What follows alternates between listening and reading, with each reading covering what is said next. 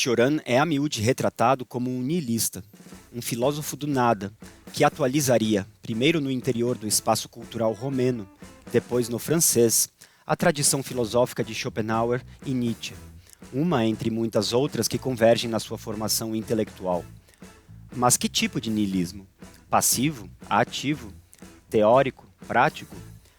Em vez de adotar a tipologia exaustiva de Nietzsche, que inventariou uma variedade enorme de niilismos, é importante ter o cuidado hermenêutico de ler Cioran em seus próprios termos.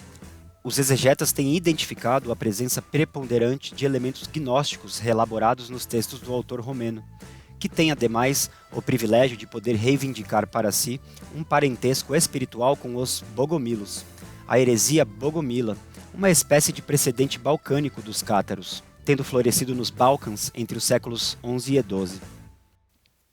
Tem-se falado, a propósito de Cioran, de gnosticismo ateu, catarismo ateu, mística sem absoluto, niilismo gnóstico e niilismo místico, entre outras fórmulas. Segundo Sylvie Jodot, o gnosticismo constitui a chave de uma obra representativa das tendências contraditórias do século XX. Niilismo, angelismo, revolta e fatalismo. É importante entender o que ela quer dizer com isso, o que significam cada um destes termos em conjunto, e argumentamos que, para isso, faz-se necessário o confronto com o movimento romântico europeu de final do século XVIII. Mais ou menos a mesma dificuldade hermenêutica em torno do conceito de romantismo se enfrenta quando o assunto é gnosticismo e niilismo em se tratando de Cioran. Estes três operadores conceituais coincidem e se justapõem no seu pensamento, como coincidem e se justapõem em sua história de vida. Eles se entrelaçam na tessitura da obra cioraniana, adensando-se e iluminando-se mutuamente, parcialmente. O niilismo gnóstico de Cioran ajuda a compreender, ilumina, seu romantismo sui generis e vice-versa. A propósito dessa múltipla controvérsia, poder-se-ia dizer, um exercício de antinomia em torno ao filósofo romeno: Cioran é romântico, ou tem muito de romântico. Cioran não é nem um pouco romântico, não tem nenhum traço de romantismo. É um gnóstico contemporâneo. Não é gnóstico, mas antignóstico, niilista, sem gnose nem salvação.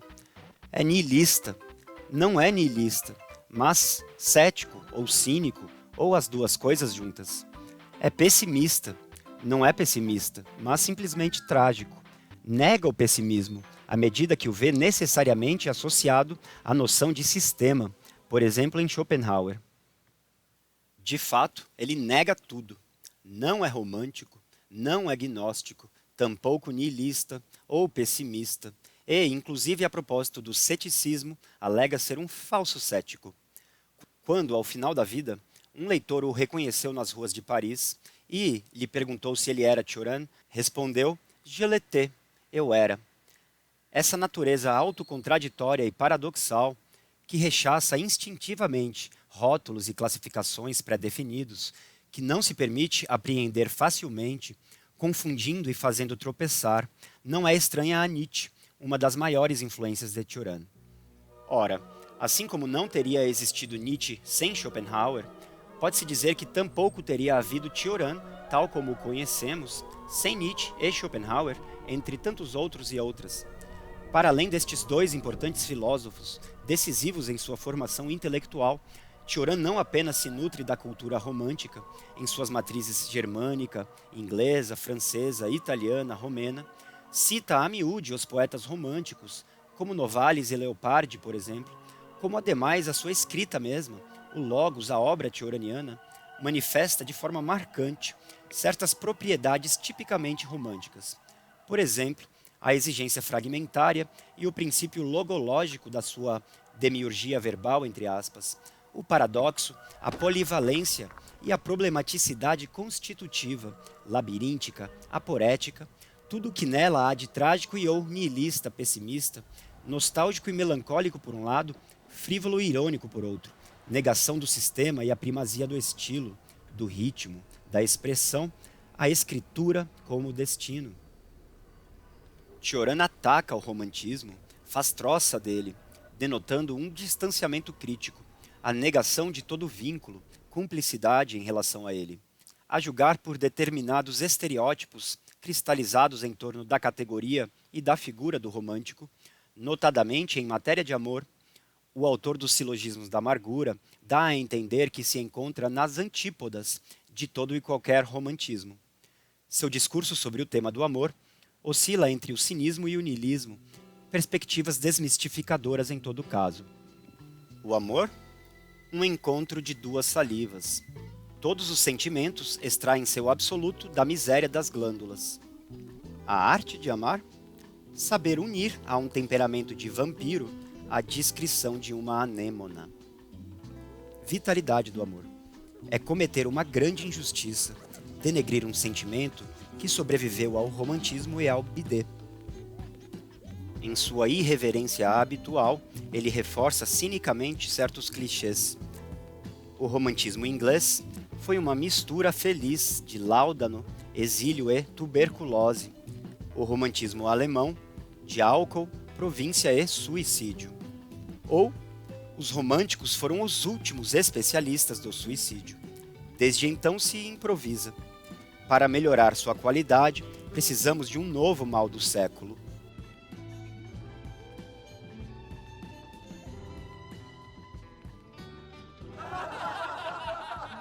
Neste último, Cioran deixa aberta a possibilidade de aperfeiçoar o romantismo e de inventar-se um novo mal do século, que, a julgar por sua obra autopatográfica, não será senão a insônia.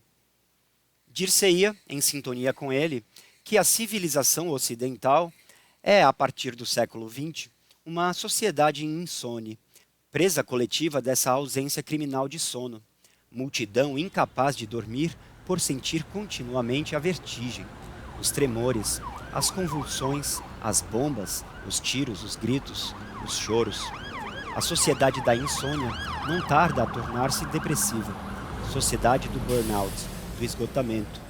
Cioran é sintomático, emblemático, um contemporâneo nosso, porque apreendeu como poucos a tempérie existencial profunda de nossos tempos, mergulhando ou afundando nela para elaborar uma filosofia poética da insônia, a filosofia de uma lucidez luciferina. Dizíamos que a obra de Cioran é autopatográfica e não apenas autobiográfica. Tomamos o neologismo emprestado de Peter Sloterdijk, um leitor atento de Cioran, e citamos um de seus textos para elucidar o que queremos dizer. Segundo ele, o jovem Cioran romeno não apenas seguia o conselho de Nietzsche, colocando-se no topo da ordem da santa temeridade, com outros especialistas da autoexposição, como Michel Leiris, também colocava em prática o programa que consistia em fundar a última possibilidade de respeito a si mesmo sobre o desprezo de si. Se ele podia realizá-lo, apesar do caráter inabitual do projeto, é porque ele possuía o espírito do tempo que o antecedera.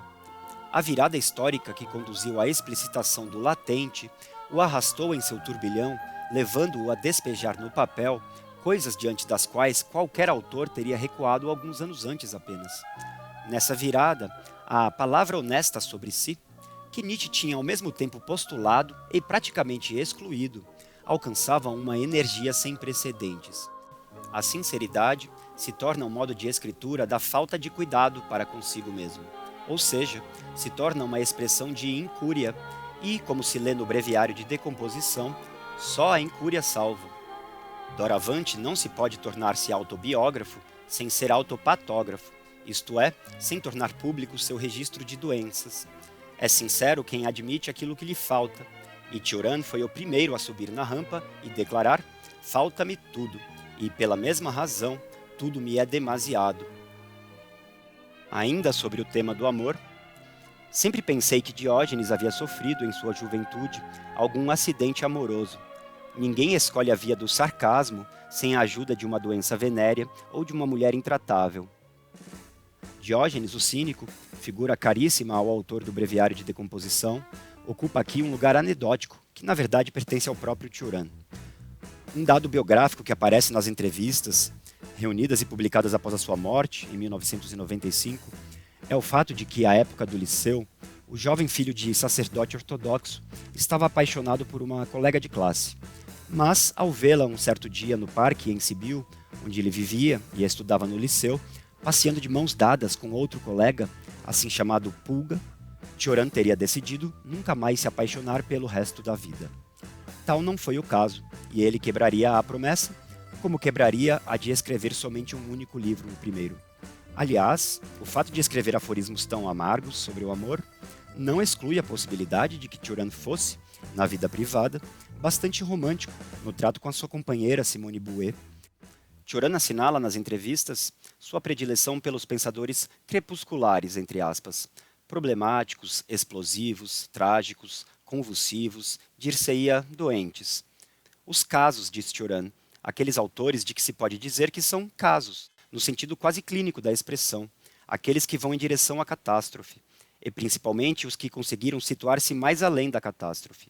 Exemplos? Nietzsche, em primeiro lugar, Dostoiévski, Pascal, Kierkegaard, Chestov, Baudelaire, Simmel, Weininger, Mainlander, sem falar dos místicos e das místicas, dos santos e das santas católicas que tanto lhe atraíam. Todos eles e todas elas, casos de que toda nação tem suas amostras, algumas mais do que outras. Nos seus cahiers, nos cadernos de Cioran, encontramos alguns comentários significativos acerca do romantismo e particularmente de sua vertente alemã, além de reveladores da sua atitude ambivalente, perfeitamente aporética, não só em relação ao romantismo, como em geral. Que haja algo de falso no romantismo alemão, deveria dizer em todos os românticos. Vejo claramente, mas eu gosto desse falso, da maneira como esse fenômeno me preenche.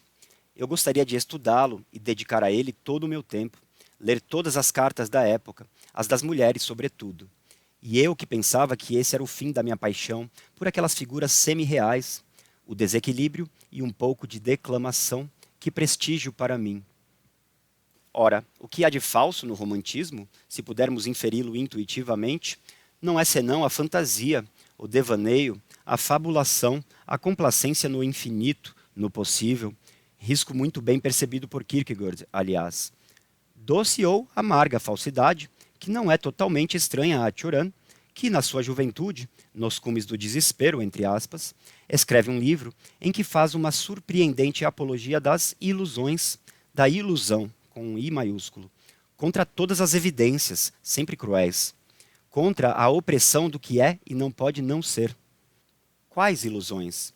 A de Deus, em primeiro lugar, nada supremo, e a ilusão suprema, poder-se-ia acrescentar, seguida das ilusões do amor e da liberdade, e, por que não, a de ser o centro do mundo, de dispor do mundo, como se tivesse colaborado na sua aparição, e depois tivesse o direito e mesmo o dever de precipitar a sua queda. Por último, mas não menos megalomaníaca, a ilusão de ser o homem mais lúcido que já existiu. O que me dá a ilusão de jamais ter sido um iludido é que eu nunca amei nada, sem ao mesmo tempo odiá-lo.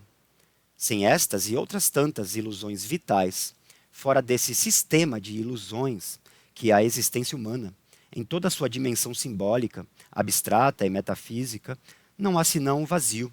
O ar é irrespirável e a vida se torna impraticável. A lucidez mesma pode ser enganosa.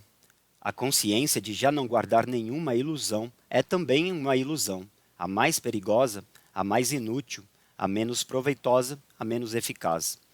Estes olhos que tudo desmentem, que desmascaram e anulam toda a criação, terminam por ficar não apenas sem visão, mas sem chão, sem mundo, sem nada. Numa entrevista realizada em 1979, ele diz: "Eu estive muito próximo do romantismo, sobretudo o alemão, em minha juventude. E inclusive atualmente, não posso dizer que tenha me separado totalmente dele. Do sentimento fundamental que há em mim, o Weltschmerz, o ennui romântico, disso eu nunca me curei." Curado da forma, da expressão romântica, portanto, mas não do seu fundo, de sua enfermidade fundamental. Tédio, fastio, melancolia, tristeza, desespero, nuances de um mesmo fundus anime, incuravelmente romântico, de um mesmo modo de experimentar o ser e o não ser, a existência e o absoluto, Deus, o tempo e a eternidade. Essa Stimmung romântica, esse clima, essa atmosfera, esse sentimento fundamental do romantismo é o que encontramos na natureza de Cioran, menos por contágio do que por experiência íntima, menos por erudição do que por sua própria história e condição de ser romeno. Em francês é ennui, palavra de difícil tradução, que designa um sentimento vertiginoso, tão familiar a Cioran desde a sua infância, em seu paraíso terrestre de Roginar, na Transilvânia. Para captar o seu sentido profundo, a gravidade e a tensão vertical implicada nesta experiência, em toda a sua tonalidade afetiva, talvez seja mais adequado dizer melancolia do que tédio. Saindo do horizonte cultural alemão, cumpre assinalar a influência de Giacomo Leopardi sobre Cioran, que o considera o poeta mais pessimista que já existiu. Relendo alguns poemas de Leopardi, compreendi até que ponto eu estou curado do romantismo, quanto à forma, mas não quanto ao fundo. A forma em questão, da qual se declara curado, não é senão o lirismo exaltado e febril dos seus anos de juventude e dos seus textos de juventude. O jovem Cioran é demasiado lírico se comparado ao laconismo, à secura, indolente ou frívola, de sua écriture francesa, de sua escritura francesa. Por exemplo, nos Silogismos da Amargura. Um dos textos do seu primeiríssimo livro romeno, Nos Cumes do Desespero, se intitula O Lirismo Absoluto. O seguinte, O Livro das Ilusões, é igualmente marcado por um lirismo transbordante, pela apologia de um demonismo vital, do caos interior, como índice de autenticidade existencial, em virtude da paixão do absurdo. Como expressão de tudo isso, e esta é a proposta estética do jovem Cioran antes do câmbio linguístico, uma espécie de barbárie poética, que encontra na figura de Nero, louco e incendiário, o protótipo de seus transes e de suas devastações abstratas. Diante do refinamento de uma cultura aprisionada em formas e limites que mascaram tudo, o lirismo é uma expressão bárbara. Eis de fato o seu valor, o de ser bárbaro, ou seja, de ser só sangue, sinceridade e chamas, lemos no primeiro livro de Cioran. E 3 anos depois, quando ele já está em Paris, é publicado na Romênia, para o escândalo geral e o desgosto particular de seus pais, Lacrimis e Sphinx, Lágrimas e Santos, que pertence, como os 2 livros anteriores, à fase lírica e insone do jovem Cioran, extasiado nos cumes do desespero. Aí ele escreve: se eu fosse poeta, não descansaria até que Nero fosse vingado. Eu saberia o que é preciso escrever sobre a melancolia dos imperadores loucos. Sem um Nero, um império agonizante carece de estilo. Uma decadência perde todo o interesse. Este mesmo motivo será retomado anos mais tarde, já em francês, em Do Inconveniente de Ter Nascido. Aí ele escreve: no Evangelho segundo os egípcios, um evangelho gnóstico, apócrifo, Jesus declara: os homens serão as vítimas da morte enquanto as mulheres procriarem. E elucida: eu vim destruir as obras da mulher. Quando convivemos com as verdades extremas dos gnósticos, gostaríamos de ir, se possível, ainda mais longe, de dizer alguma coisa nunca dita, que petrificasse ou pulverizasse a história. Qualquer coisa que dependesse de uma neromania cósmica, de uma demência à escala da matéria.